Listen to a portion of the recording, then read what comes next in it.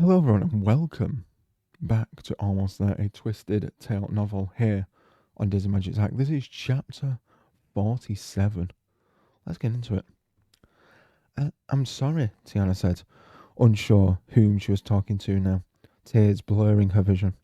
She pushed her chair away from the table and stood abruptly, and she ran out of the flat and didn't look back. She spent the entire cab ride home trying to discount Rosalie's warnings. It was all too much for her to wrap her head around. How could a decision she had made a year before affect the entire universe? This fog, Buford and Miss Marjorie and the others losing their memories, all of that was because of her?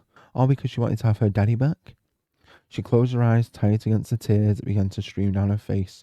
How was she supposed to be willingly let go of her father when she just got him back? She wasn't ready to say goodbye to him. But when would she ever be ready? A nagging voice asked. He could live to be 1,000 years old and she still would not want to give him up. If she never willingly let him go, would he live forever? It seemed impossible, but so did having her daddy back in the first place. An onslaught of anguish assailed her, so intense it robbed her of breath. The deal she made with Facilier had given her something most people only dreamt about: more time with a loved lost one. She had been granted an entire year that she never should have had with her daddy. Those long talks while sitting in the rocking chairs on the porch, picking vegetables in the garden, cooking together at the supper club. They were the most precious gifts, ones she would cherish for the rest of her days. But now her daddy seemed to be suffering. She had asked Rosalind for the way to fix the mess she'd put this city and all her loved ones through, and she got her answer. And deep down she knew she couldn't brush it aside just because it wasn't the one she'd wanted. She had to brace herself for the wave of cold, hard truth. She would have to say goodbye to her father at some point. The day had just come all too quickly. Tiana knew that things had taken a turn for the worse the moment the cab pulled up to her parents' home. Even through the dense fog, she could make out the herd of people from the neighbourhood crowding the front porch. They stared at her with pity as she walked up the pathway to the porch steps, mournful expressions on their faces. As she approached the front door, Mr. Miller was across the street, put a hand on her shoulder. Doesn't look good, Tiana. The doctor was just here. He says he's never seen anything like it. He gave her shoulder a gentle squeeze. I'm sorry. Tiana nodded, her throat aching as she entered the house. Her daddy lay in the same place she'd left him, his head cradled in her mother's lap. Several of her mother's friends had arrived. A couple of them sat with her in a living room, while a few others were in the kitchen collecting meals that had been prepared by their neighbours. It was a ritual around these parts. Those in mourning did not have to worry about cooking or cleaning for at least a week after a death in the family. The entire community pulled together to offer support. Tiana closed her eyes, remembering the last time she and her mother had gone through this. It seemed as if it had happened just yesterday. Back when she agreed to Facilier's deal, she had not considered how difficult it would be to face this loss twice. She looked over at Lisette, who stood near the sewing machine, away from those who crowded around the living room. Her solemn expression was filled with understanding. Tiana nodded and mouthed a silent thank you. Every beginning has an end, she murmured to herself, voice shaking. Tiana sucked up a deep breath before walking over to the sofa. Several of the women made room for her, clearing the space next to her parents. She looked down at her father and could barely believe her eyes. His face was ashen, almost ghost-like. His body looked like an 80-year-old man's. Tufts of grey hair grew from his ears. His age-spotted skin stretched over knobbly, gnarled hands, which were folded atop his chest. Someone brought over a chair and directed Tiana to take a seat. She did. And then she took her daddy's limp hand in her own and brought it up to her cheek. Tiana closed her eyes and rubbed her cheek against his paper-thin skin. Her throat constricted as she tried to swallow past the knot of grief clogging it. With her free hand, she reached out and captured her mother's, lacing their fingers together.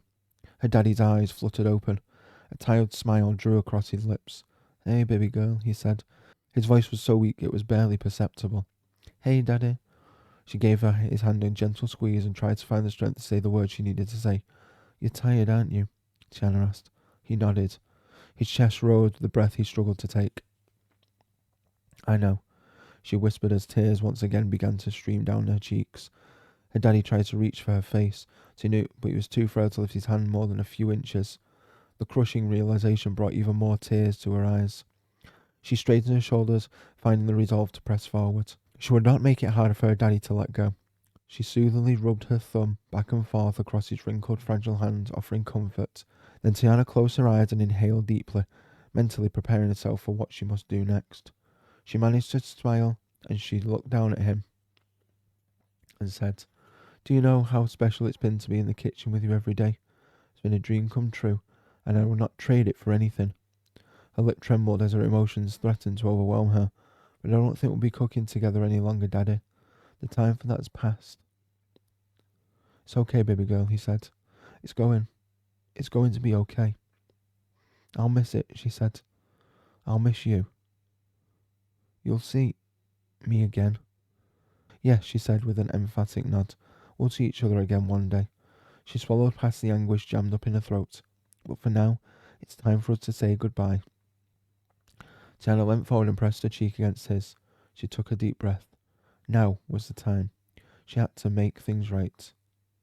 "Tout le prive, Jean, amen," she said softly, trying to channel all the beauty and care Rosalind had in her words. "Tout le prive, Jean, amen." She repeated the phrase quietly, over and over, as tears streamed down her face and onto her father's wrinkled skin. "It's okay to let go," she whispered in his ear. "We're going to be okay. I will take care of Mama, and she will take care of me." She kissed his wrinkled forehead. "I love you, Daddy." They remained that way for untold minutes, with Tiana holding on to her daddy with one hand and to her mother with the other. She and her mother drew strength from each other as her daddy's breath became shallower and shallower. Silent tears streamed down Tiana's face as she listened to her mother's quiet sobs. How she wished she could alleviate her pain. But Tiana had come to learn that enduring this particular kind of pain was an unfortunate but inescapable part of life. She had gone to extraordinary measures to avoid the agony of losing her father, only to end up in this exact place again. Her days of avoiding life's inevitable consequences were over. She saw her daddy's chest heave one last time, and then he went still. Tiana was surprised by the unexpected sense of calm that washed over her amid her grief. Murmurs drifted from near the front door. "What is this?" someone asked. "Have you ever seen anything like it?" As people began to congregate around the door, Tiana made her way to the closest window. She gasped at the sight on the other side of the glass. The fog had thinned, but only in the area surrounding their house, and flower petals rained from the sky. They collected on the ground like a colourful snowfall. Tiana closed her eyes, a gentle smile touching her lips. She was at peace, because her daddy was now at peace, but she still had one last thing to do.